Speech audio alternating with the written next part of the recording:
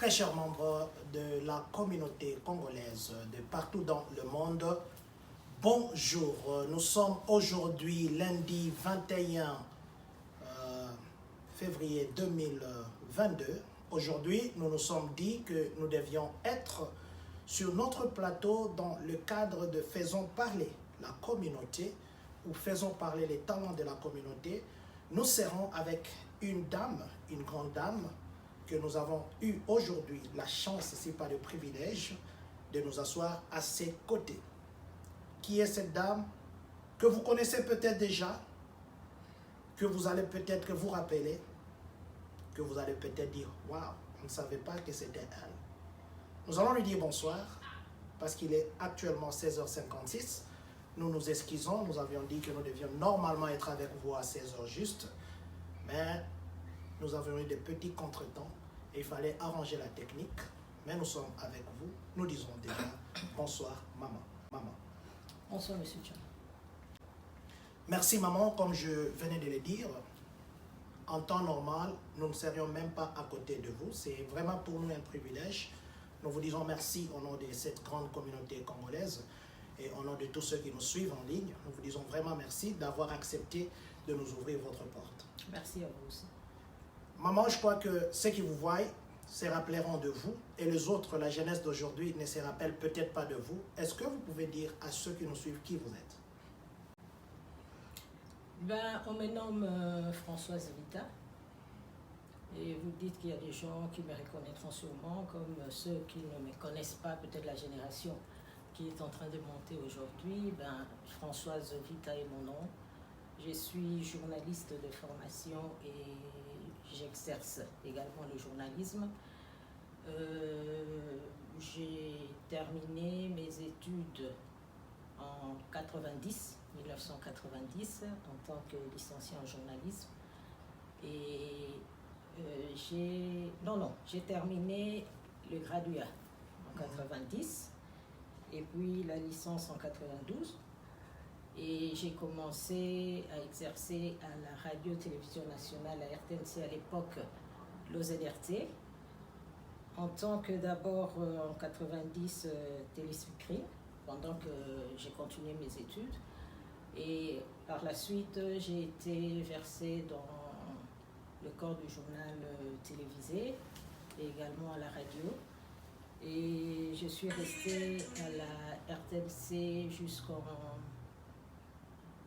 1999 par là, au début. Et je suis allée, à cette époque-là, il y a les télévisions privées qui commençaient à émerger dans notre pays. Et je suis parmi les premières recrues de la télévision privée Raga. Et j'ai été à Raga de 1999 jusqu'en 2006 en tant que rédactrice en chef adjoint, rédactrice en chef du journal télévisé et ensuite directrice radio et télévisée de la télévision Raga Espérette. Et ensuite, en 2006, j'ai démissionné, personnellement, j'ai démissionné de Raga et j'ai formé mon agence Cool Media Production et j'ai évolué comme ça avec mon agence dans certaines entreprises jusqu'à avant de venir ici aux États-Unis parce que je suis arrivée en 2016. Avant d'arriver, j'ai travaillé comme experte en communication dans un projet forêt et conservation de la nature de la Banque mondiale. Voilà, un CV très lourd. C'est pourquoi je vous ai dit que c'est pour nous un privilège. Je ne sais pas si c'était au Congo. Je ne vous recevrai pas ici parce que personnellement, je ne suis pas un journaliste. C'est vous, au contraire, on devait faire l'échange, mais peut-être même pas faire l'échange parce que arrivé là où vous étiez, si j'étais au Congo, je ne devais pas. Personnellement, je dois être honnête.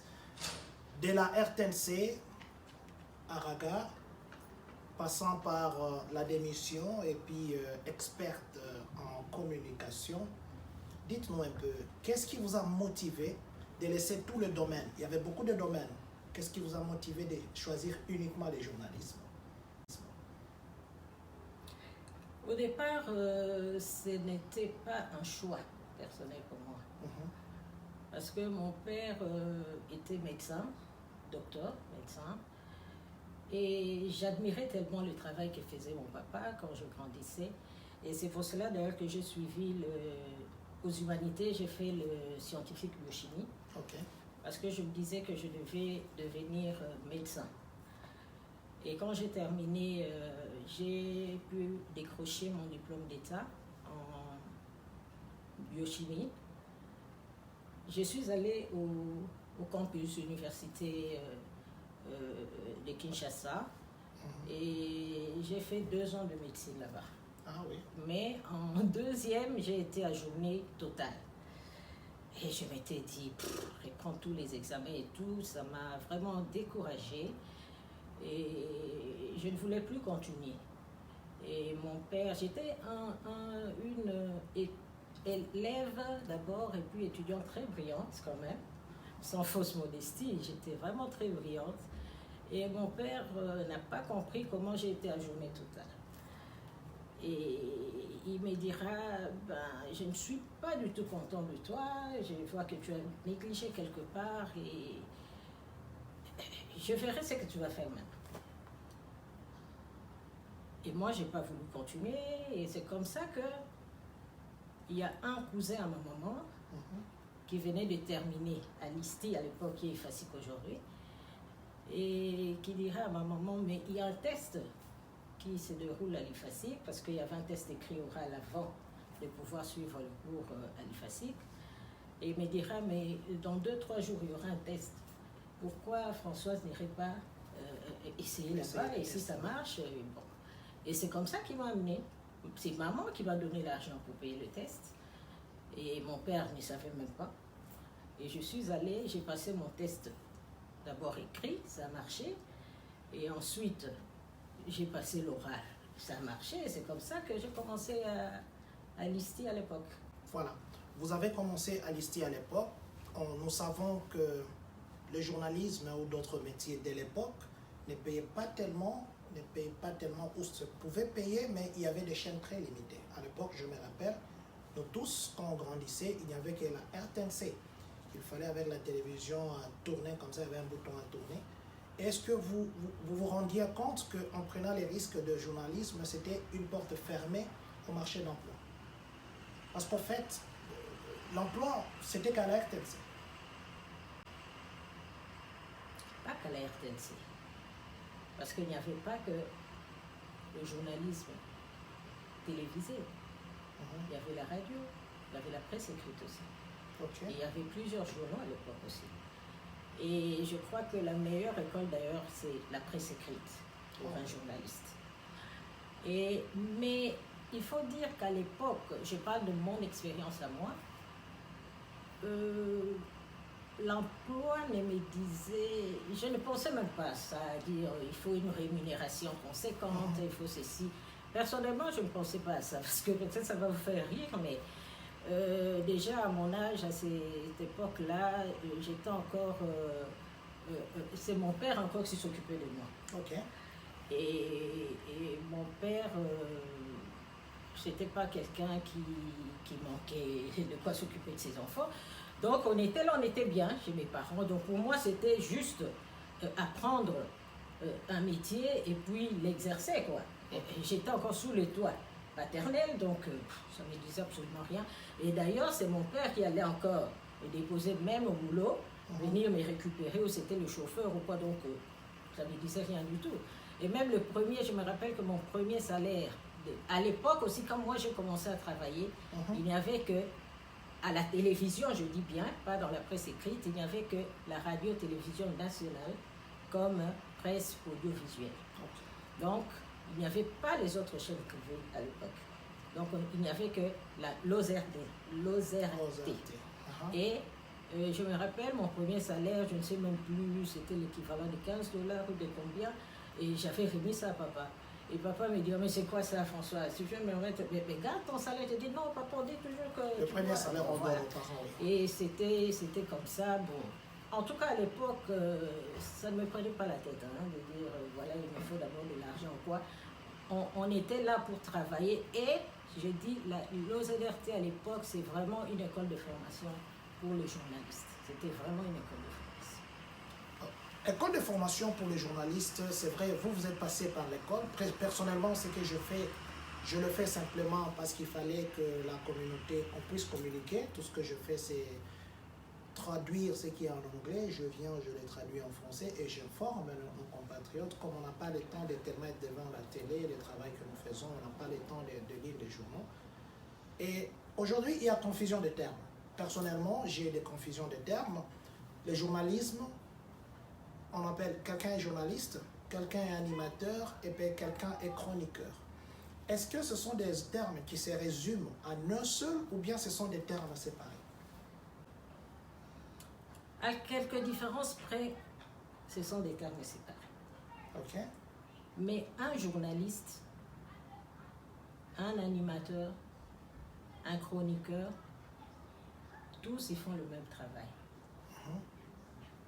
À quelques différences près. Parce qu'un journaliste, en général, c'est quelqu'un qui doit récolter l'information, la traiter et la diffuser. Évidemment, en suivant des normes journalistiques, qui est la vérité, l'éthique, etc.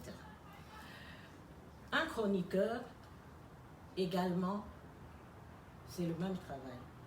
Récolter, traiter, informer. Mais pour un chroniqueur, il emploie peut-être les subjectifs, c'est-à-dire il doit essayer d'alimenter, de commenter cette information pour attirer l'attention du public qui suit ou à qui il divulgue cette information. Tandis qu'un journaliste ne doit pas commenter ni ajouter quelque chose à l'information.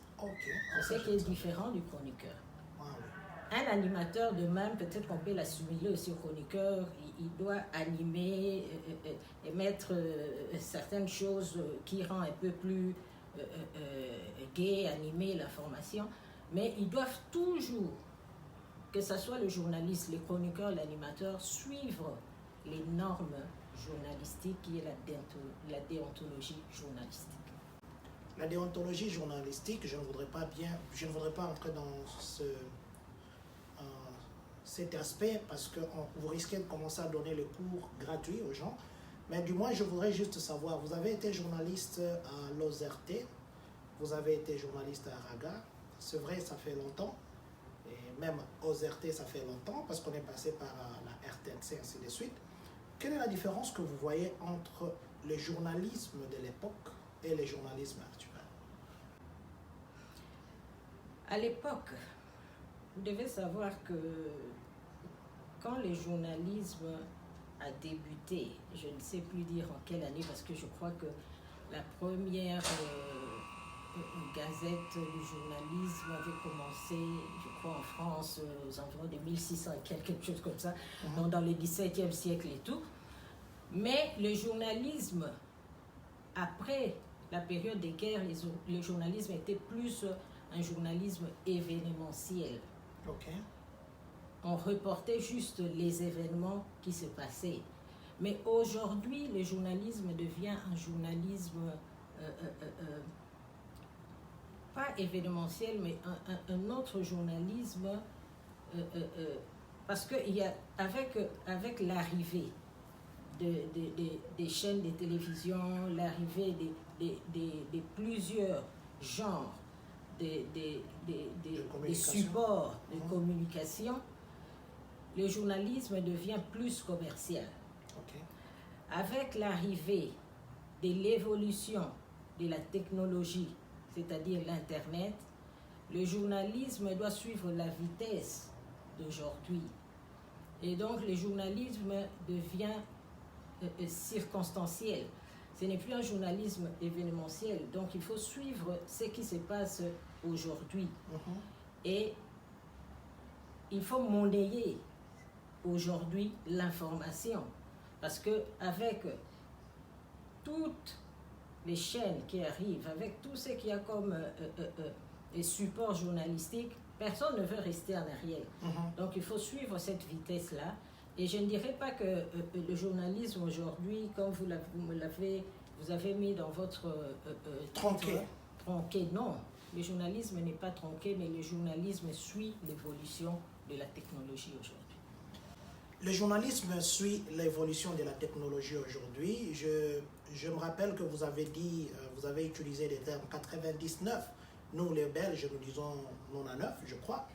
Et vous avez eu votre titre de graduat en journalisme et vous avez passé autant d'années. Non, pas en 99, en 90. 90, qui est 90 d'ailleurs.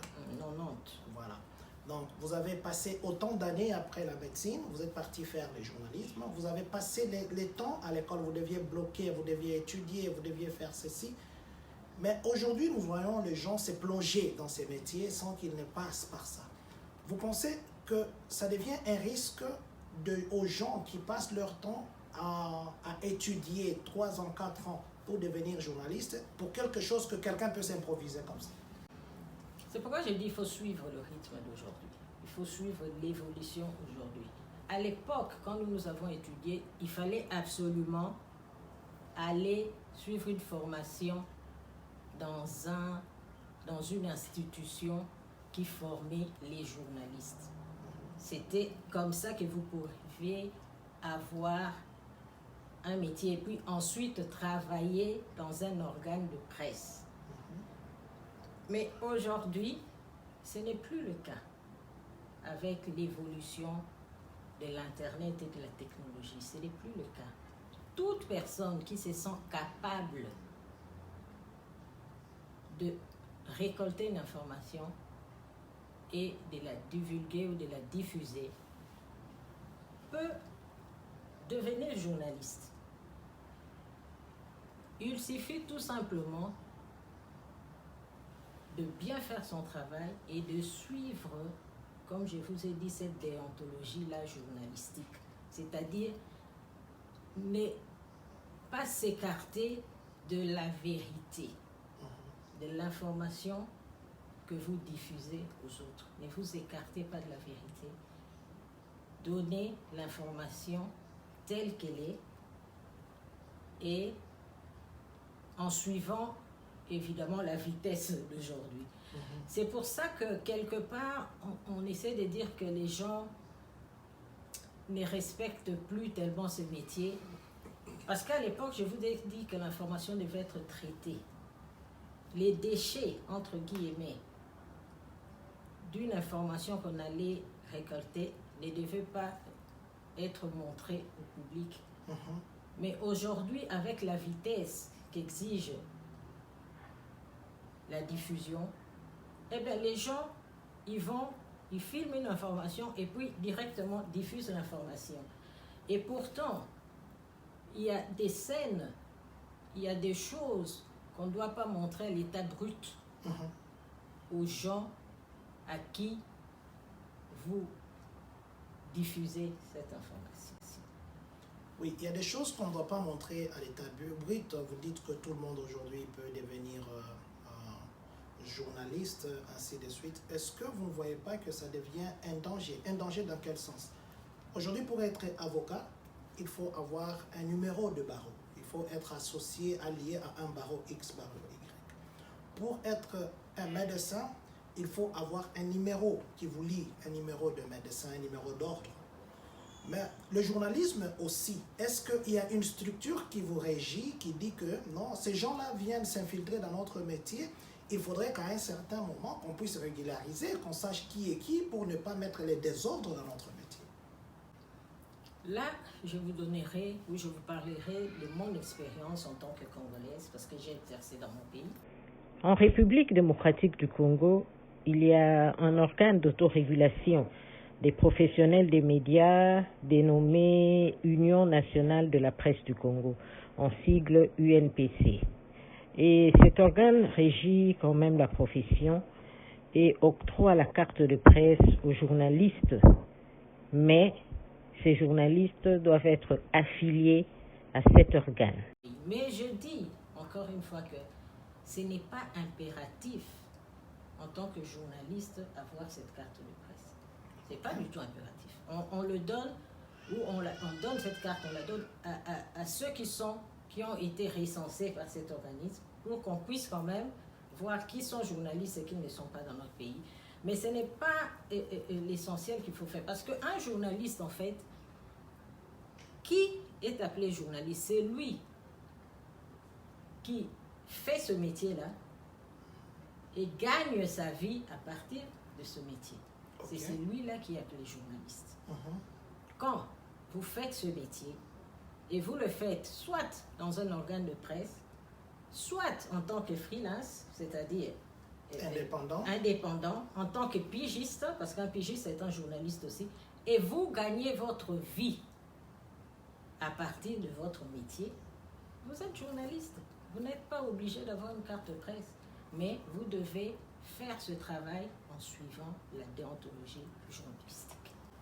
Donc, si je comprends bien, aujourd'hui, il n'y a pas un monsieur, bon, pas un monsieur, ça ce n'est pas le terme que je devais utiliser, il n'y a pas quelqu'un qui peut venir m'interdire moi pour dire que non, mais écoute John, tu n'es pas passé par l'école journalistique, alors tu ne peux pas exercer ça, comme le ferait par exemple un militaire qui va voir quelqu'un en tenue avec une arme pour dire que non, toi tu as suivi ta formation. Donc le journalisme, c'est comme une porte ouverte. Non.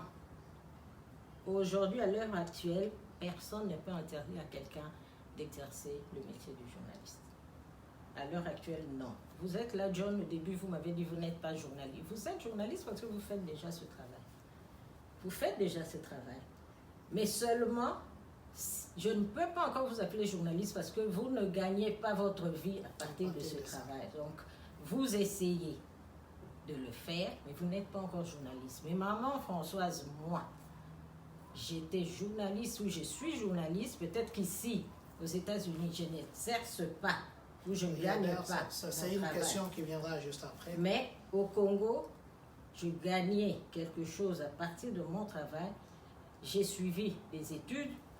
Là, je l'ai dit, mais aujourd'hui, ce n'est pas du tout nécessaire ou obligatoire. Donc, un journaliste, comme je vous dis, c'est celui ou celle qui suit et qui travaille dans ce métier, qui gagne quelque chose à partir de ce métier. C'est celui-là qu'on appelle journaliste.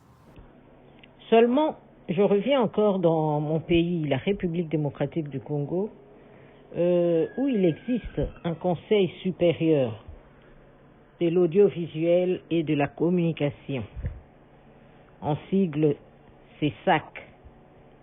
Et ce conseil est un régulateur des médias.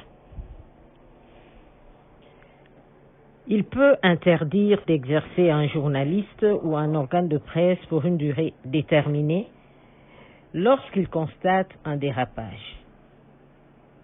Mais le CESAC n'a le pouvoir que sur la presse conventionnelle, c'est-à-dire la télévision, la radio, un organe de presse écrite normal qui existe depuis toujours.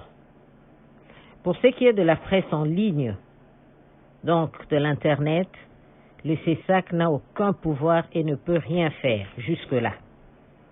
Même s'il y a dérapage, le CESAC n'a rien à dire et rien à faire. Journaliste, c'est celui qui gagne à partir de ses métiers. Aujourd'hui, nous voyons qu'il y a les musiciens aussi au Congo qui gagnent à partir de leur métier, qui font l'ambassadeur ou qui sont nos ambassadeurs dans des pays étrangers, qui portent haut notre flambeau. Le journalisme aussi, ou les journalistes, portent aussi haut notre flambeau parce qu'ils prennent des risques pour aller chercher des informations. Est-ce qu'à un certain niveau, le pays reconnaît le bienfait ou tout ce que vous avez fait pour le pays? Parce que je vois aujourd'hui qu'on est en train d'élever de musiciens au rang de héros, on leur donne de médailles, on est en train de leur donner des passeports diplomatiques. Est-ce qu'il arrive aussi, ou il a déjà été une fois dans l'histoire du pays, que l'on puisse aussi honorer ce métier de journalisme? Je prends juste votre exemple. Vous êtes quelqu'un qui est beaucoup connu, quelqu'un qui est beaucoup respecté. Est-ce qu'à un certain moment, le pays se sent redevable par rapport à ce que vous avez rendu comme service? Peut-être que cette question ne devait pas... Vous ne devez pas poser à moi cette question. Peut-être qu'il fallait poser cette question aux autorités du pays. Mais à ce que je sache, je ne vois pas, je ne sais pas si un journaliste a déjà été honoré tel qu'on le fait pour les musiciens et d'autres personnes d'un certain corps de métier. Mais bon, ça, il faut voir avec les autorités pour qu'ils vous disent. Hein, à mon niveau, je ne sais pas quoi vous répondre. Voilà. Vous avez dit que dans le temps, il fallait que vous puissiez traiter l'information. Ça veut dire actuellement, le temps que vous êtes en train de traiter l'information, quelqu'un a déjà publié ça. Il publie sur Internet et vous venez en retard. Les gens sont déjà informés, donc votre information devient comme du passé. Qu'est-ce qu'il faudrait que vous puissiez faire? Parce qu'aujourd'hui, il y a n'importe quoi qu'on publie. Qu'est-ce que vous pensez qu'il faudrait faire pour que le journalisme puisse avoir encore sa robe de temps? Ça veut dire ce journalisme où on peut regarder, se mettre, moi, mon enfant, ma femme, mes grands-parents, ma belle famille, nous tous devant la télé, nous regardons une information qui ne va pas à un certain niveau déranger notre culture africaine. Monsieur John, il faut savoir que quand j'ai parlé de la vitesse de l'information, c'est par rapport à l'évolution de l'Internet. Et l'Internet, ou les différents réseaux sociaux, on ne sait pas tellement le gérer. Mais à ce niveau, quand vous suivez par exemple YouTube lui-même essaye déjà de gérer certains dérapages. Et nous ne pouvons que nous référer à cela pour aujourd'hui. Parce que tout passe par les réseaux sociaux. Aujourd'hui, tout passe par les réseaux sociaux. Et je ne pense pas... Si vous faites par exemple comme Mende avait fait à l'époque à Kin, un jour il dit on arrête tout, on bloque les réseaux sociaux, eh bien il n'y aura pas de solution, ça ne va pas suivre. On ne peut pas le faire ainsi. Un pays ne peut pas décider de bloquer. Donc les réseaux sociaux... Vous connaissez qu'en Chine, par exemple, maman, je ne vous coupe pas, vous connaissez qu'en Chine, par exemple, ils n'ont pas Google, ils n'ont pas YouTube, ils n'ont pas ça. Ils ont quand même, de ce côté-là, la technologie les a quand même vaincus. Et plutôt, ils ont vaincu la technologie. Corée du Nord, la même chose. Ben, c'est un pays. Oui, mais ce sont des pays enclavés. Par exemple, Corée du Nord, enclavé. Qu'est-ce que tu sais, qu'est-ce que tu connais, par exemple, vraiment du Corée du Nord? À part ce qu'on montre à la télé, je ne connais rien. Vous voyez? Aujourd'hui, tout passe par l'Internet. Tout passe par l'Internet. Donc, c'est ces réseaux sociaux-là seulement qui doivent essayer de gérer tel que le fait aujourd'hui YouTube. Nous qui diffusons, par exemple, nos informations sur YouTube, quand vous mettez même une photo de quelqu'un qui a une arme, on ne passe pas cette information. Ouais. Et aujourd'hui, il y a même des titres. Vous regardez une information, vous dites, mais pourquoi cette information qui est diffusée, quand vous suivez l'élément est en français, mais on met le titre en lingala. Mais tout simplement parce qu'on ne veut pas que certains mots utilisés en français fassent que votre élément soit bloqué. On préfère le mettre en lingala parce que l'ordinateur de YouTube n'a pas encore ces mots-là pour bloquer votre information. Donc YouTube essaye quelque part de régulariser et de gérer. Je crois que nous devons nous conformer à cela aujourd'hui. Mais le journaliste lui-même, ou la personne qui diffuse l'information, doit avoir la conscience de ne pas diffuser les informations qui vont choquer ceux qui vont regarder. Des informations de sang, des informations de manque de pudeur, des informations de mauvaises mœurs et tout ça.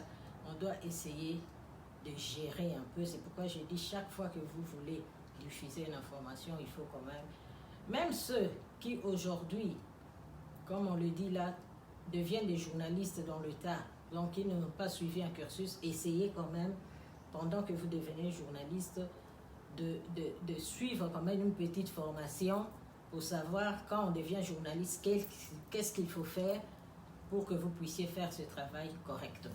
Donc, ne fût-ce qu'une petite... Même vous-même, même n'est pas allé suivre la formation quelque part, les réseaux sociaux donnent déjà les moyens de savoir comment exercer un métier. Allez là-bas, suivez, et puis vous verrez comment est-ce que vous pouvez bien faire votre travail. Mais il vous arrive aussi de fois peut-être dans vos émissions, parce que vous avez dit que vous avez KMZ TV. KMTV. Il y a KMTV. Il vous arrive de fois de former les gens dans ce sens-là. Donc vous venez, vous dites que non, aujourd'hui je vais juste parler de quelles sont les conditions ou qu'est-ce que vous devez faire pour éviter de tomber dans les erreurs du journalisme, pareil. Non, moi je ne le fais pas encore parce que, comme je vous ai dit aujourd'hui, les chaînes, quand nous ouvrons une chaîne, par exemple comme ça, c'est plus une chaîne commerciale et une chaîne d'information. Nous, notre public, par exemple, le public est plus un public congolais. Et le Congolais n'aime pas les informations protocolaires, entre guillemets. Les Congolais c'est le sensationnel. Essayez de dire, le président de la République a aidé. Ils ne suivront pas. Évidemment, il y a certaines chaînes qui parlent politique, mais même dans cette politique-là, il faut mettre de la sensation pour que les gens suivent. Et Indie est un titre phare qui va attirer. Et même quand vous parlez, il faut critiquer, il faut faire ceci. Quand vous donnez une information normale, les gens ne suivent pas. C'est ça, d'ailleurs c'était une de mes questions. Est-ce que vous pensez qu'actuellement, le journalisme devient plus journalisme polémique, journalisme division que journalisme... Non, je ne parlerai pas polémique, je parlais de sensation. Journalisme sensationnel. Non, ben parce qu'apparemment, nous avons maintenant des fanatismes journalistes. Est-ce qu'un journaliste, je me rappelle, à l'RTNC, je m'évite de citer les noms, la personne est déjà décédée, personnelle. Il y avait chaque matin, c'était pas un couple, mais un couple dans le métier qui passait pour juste jeter des fleurs. Il chantait, un journaliste, son émission, c'était 100% faire des cris d'adoration, entre guillemets, au chef de l'époque. Et il critiquait tout le monde, il parlait. Est-ce qu'un journaliste peut montrer sa face? Ou il peut avoir des penchants? Par exemple, moi je suis Kabulo, Mona Kabulo. Oh, je commente un match, mais je montre dans mes commentaires que c'est un animateur, un chroniqueur. Donc, je peux avoir aussi un penchant où je dois être neutre en tant que journaliste. Non, mais je vous ai dit, un chroniqueur, il met du sien dans ce qu'il fait. Oh, yeah. Un animateur également. Et chez nous, quand nous devons prendre l'exemple du Congo, mais ce sont des gens qui font ce métier moyennant quelque chose. Ne pensez pas qu'ils viennent donner cette information, qu'ils viennent faire entre guillemets du djalelo, comme vous dites, gratuitement. Pas du tout. Et quels sont les risques? Parce que vous savez que quelqu'un qui vient comme ça, je vis des journalistes comme ça se faire gifler. Quels sont les risques que vous accourez? Et quelle est la protection que l'État vous donne pour que vous ne puissiez pas passer par ces risques? Mais ce n'est pas l'État. C'est pas l'État, donc... C'est la personne peut-être à qui il fait ses éloges qui doit le protéger, c'est pas l'État. Ça n'a rien à voir avec l'État. Donc moi, si je suis journaliste de la RTNC, aujourd'hui je me mets à part. J'appuie le pouvoir en place parce que c'est ce que le métier m'oblige à faire et que je suis dehors, je n'ai aucune protection de mon employeur ni du gouvernement. C'est un risque qu'on prend, tout simplement. C'est un risque. En retour, vous avez quelques PQ et un bon attrait. C'est un risque qu'on prend. Et ça ne se fait pas partout. Ça, nous parlons juste de notre pays. Je ne sais pas si ça s'est fait dans d'autres pays. Mais c'est comme ça. Chez nous, il y a ceux qui font du journalisme pour aduler certaines personnes, comme vous le dites. Et ça, c'est pour qu'ils puissent gagner de l'argent. C'est tout. Et ce n'est pas seulement ceux-là qui ont des risques. Le risque, c'est partout. Moi, j'ai déjà fait 2 jours au camp Kokolo, dans un cachot. Ah oui. Tout simplement parce que j'avais diffusé une information qui m'a été rapportée à la RTNC. Je devais présenter un journal télévisé. Mon directeur qui est décédé aujourd'hui était là, c'est lui qui est venu pour me dire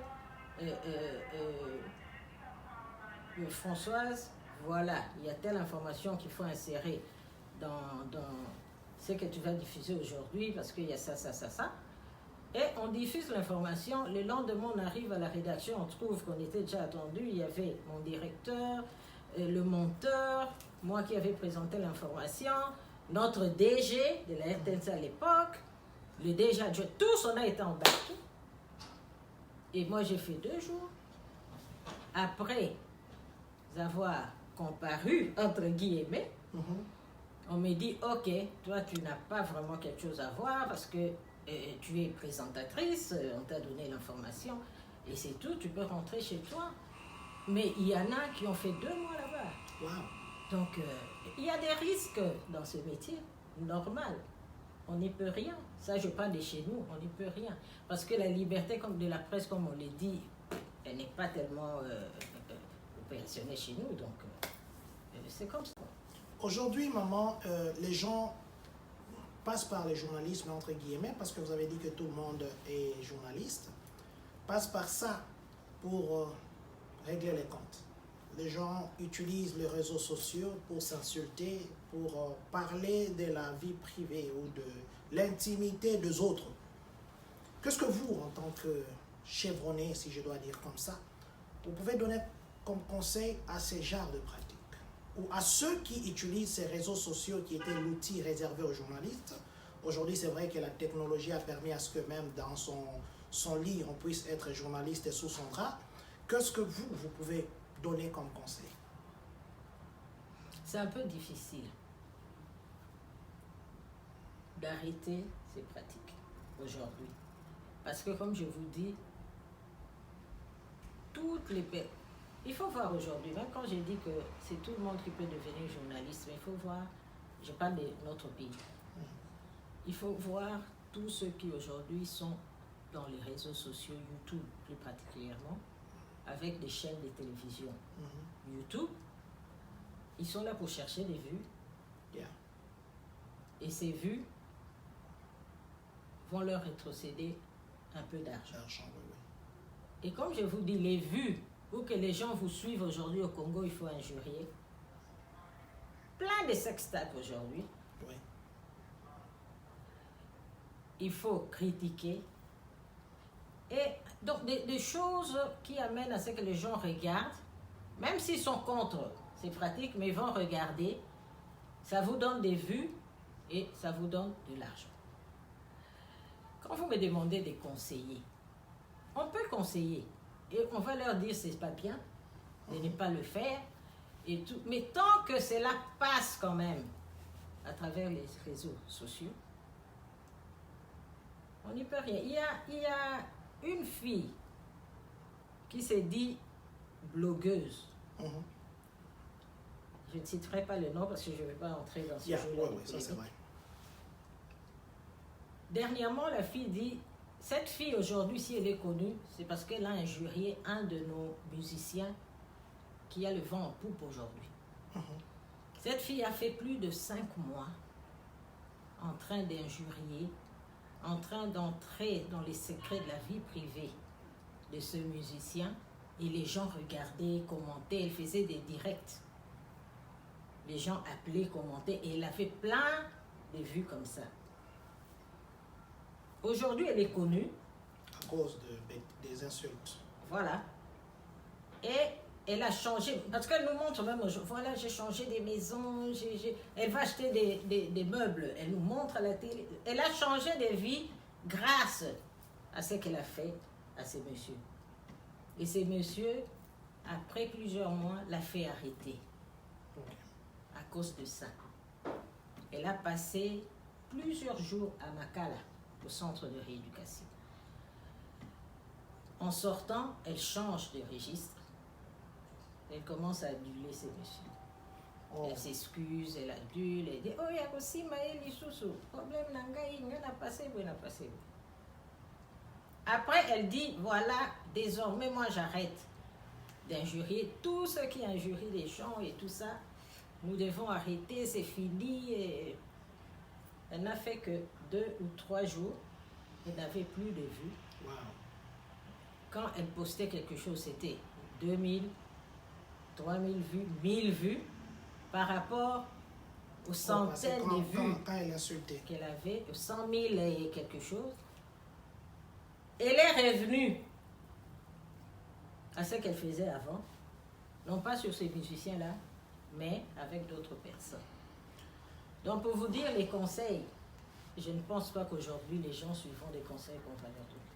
Merci beaucoup, maman. Il y a Papa Luzolo qui nous suit depuis Kentucky, qui nous a demandé d'augmenter le son ou le volume du micro. Merci, papa. Je crois que maintenant vous nous écoutez bien. Merci beaucoup. Alors, maman, c'est que je voulais peut-être que nous puissions terminer. Nous n'allons pas vous prendre tout le temps. Je voulais seulement que vous nous disiez, si jamais on vous demandait, vous, aujourd'hui, maman Françoise, d'être journaliste actuel parce que vous l'êtes, et d'être un journaliste du passé, quel serait votre choix? L'évolution, c'est une très bonne chose. La vitesse également de la technologie, c'est une très bonne chose. Vous savez pourquoi? Parce qu'à l'époque, par exemple, quand nous faisions le journalisme tel qu'on le faisait, moi j'étais reporter, présentatrice de journal télévisé, animatrice des émissions. Quand j'allais en reportage, je devais avoir un caméraman avec moi. Je devais avoir un preneur de son avec moi. Donc l'équipe était lourde. Plein de personnes. Parce qu'on avait des voyages aussi à effectuer. Vous deviez y aller avec 3, 4, 5 personnes. Oui. C'était coûteux, c'était très lourd. Mais aujourd'hui, avec cette vitesse de l'information, vous n'avez pas seulement besoin de la caméra telle qu'on faisait. Avec votre téléphone, votre laptop, vous pouvez filmer. Et ça nous a appris à apprendre comment filmer, comment faire les montages aussi à partir de votre laptop. Donc, à vous seul, vous pouvez faire le travail de 5 et 6 personnes. Ce qui est très avantageux. Et je pense que, pour moi, l'actuelle manière de travailler est un privilège et c'est très bien. Seulement, comme je vous dis, le faire dans les normes. Un point. Et juste une question avant que peut-être je vous dise si vous avez quelque chose à ajouter. Dans votre parcours, quel est le jour que vous vous êtes dit que Seigneur, si je savais, je ne devais jamais devenir journaliste? Quelle est cette situation qui peut-être un jour vous a amené à jurer de ne jamais avoir, plutôt, d'avoir fait une erreur d'être journaliste? Au contraire. Donc vous n'avez jamais eu de situation de regret? Au contraire. J'ai toujours remercié le Seigneur de m'avoir placé sur cette route. Et pourquoi vous n'exercez pas ça ici? Parce que c'est votre métier, vous le faites bien, vous êtes chevronné. Je me rappelle un très grand journaliste, j'invite de citer son nom ici, un grand journaliste très connu qui accueille le président. Nous étions une fois avec vous, il vous a vu. Il m'a dit, si aujourd'hui je suis devenu ce que je suis, c'est à cause de maman Françoise. C'est elle qui m'a encadré à Raga. Je crois que vous vous rappelez de qui je parle. Oui, je sais, mais parce que je vous ai dit que j'étais directrice de la radio et de la télévision à Raga. Et j'ai eu à recevoir plusieurs personnes aussi sous ma direction et avec qui nous avons essayé de travailler. Voilà. Ben maintenant, pourquoi vous n'exercez pas ce métier ici, et d'autant plus que vous dites que vous pouvez à vous-même faire le travail de 6 personnes?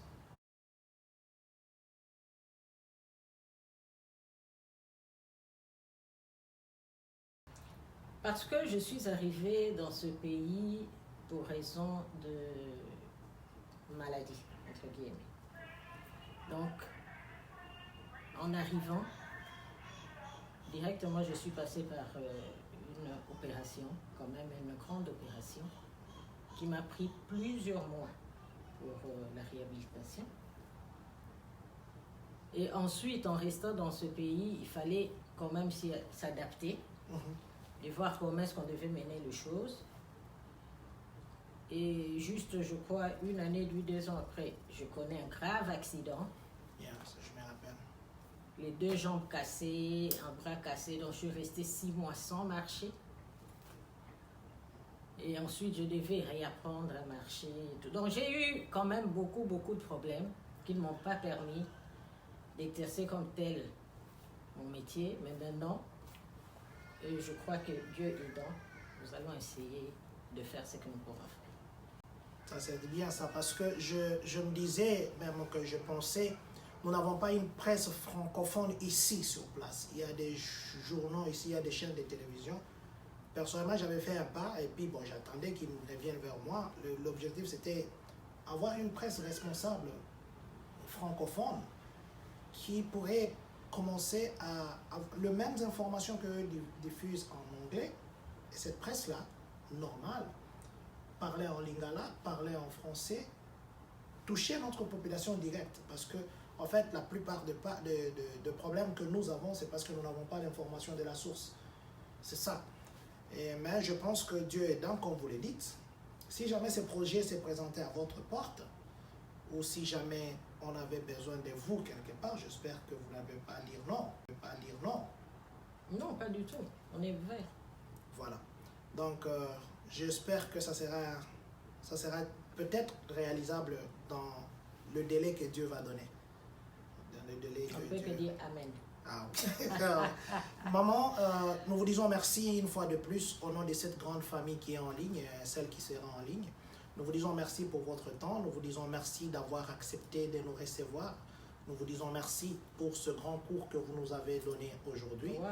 Nous voulons juste que peut-être que nous avons oublié une question ou 2 questions, où il y a des choses que vous aviez bien voulu dire, mais que peut-être dans notre vitesse de parole, nous n'avons pas dit ça. Est-ce qu'il y a quelque chose que vous pouvez directement regarder la caméra et dire à ceux qui nous suivent? Non, peut-être tout simplement merci à tous ceux qui nous ont suivis. Et nous vous promettons que nous allons faire de notre mieux pour essayer de revenir dans ce métier, quand bien même nous sommes ici aux États-Unis, et essayer de vous satisfaire dans la diffusion des informations de nos compatriotes et pourquoi pas de tout ce qui réside dans cette ville où Dieu a bien voulu nous amener. Voilà. Merci beaucoup, maman. Moi, je vais adresser un message. Je connais qu'il y a des gens qui me suivent personnellement, que je vais de citer les noms, qui nous suivent souvent, qui sont au pays, qui sont au cadre. À vous, les autorités qui nous suivez 2 fois. Nous vous disons ceci. C'est bien bon de se souvenir d'autres domaines, mais il serait aussi bien de se souvenir de mérites. Nous avons des mérites qui sont reconnus en dehors de nos pays que dans notre propre pays.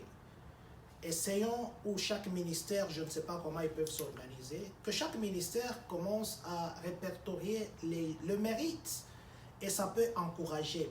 Le grand problème que nous avons aujourd'hui dans notre pays, c'est parce qu'il n'y a pas de relève. Aujourd'hui, nous avons carence des professeurs ordinaires parce que ces professeurs n'ont pas de relève. Et tout le monde ne veut pas aller dans le métier d'enseignement. Et demain, ça devient l'enseignement qui est à gauche et à droite. Aujourd'hui, nous avons des têtes journalistiques que le pays peut encadrer. Pourquoi pas occuper de créer une école de rééducation ou réorientation des journalistes. Ça peut se faire. Donc, ne voyons pas des mérites seulement dans le sens gauche, voyons aussi les mérites dans le sens droit pour que tout converge. Donc, c'était ça que nous devions adresser comme message à nos autorités. Nous allons voir s'il y a des questions ou des commentaires, nous allons essayer de répondre et puis nous allons nous dire au revoir. Maman Marie Matekita, elle a dit bonsoir à vous, bonsoir aussi maman. Pasteur Luzolo Jean-Claude, bonsoir président et maman Françoise Vita, bonsoir à vous pasteur. Maman Marie Matekita encore, non ça c'est maman Marie Chaco, bonsoir président. Mais bonsoir nous deux alors. Merci beaucoup. Et je crois l'autre dit bonsoir président, si possible d'augmenter un peu le son du micro. En fait, c'était ça, les quelques commentaires. Je sais qu'il y aura des questions qui pourront venir après. Si jamais vous nous permettez, avec des questions qui viendront, que nous revenions encore, maman, ne nous fermez pas la porte, si vous nous permettez.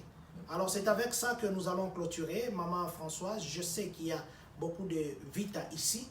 je me permets à la communauté ici de dire, si vous pouvez clôturer comme si vous étiez à la RTNC, donnez-nous ce privilège-là. Moi, je veux me mettre debout, je vais devenir réalisateur et je vais vous laisser le privilège de nous donner cette occasion qui n'existe toujours pas.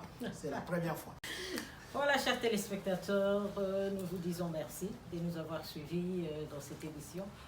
Merci à vous tous. Peut-être qu'il y a ceux que nous avons un peu lésés en répondant aux questions de M. John.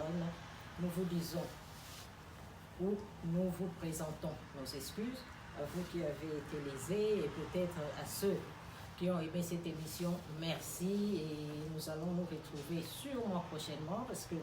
John a dit qu'il y aura certainement d'autres questions qui seront posées, qui va revenir vers nous pour que nous puissions répondre à ces questions. Nous restons ouverts et nous vous disons à la prochaine occasion.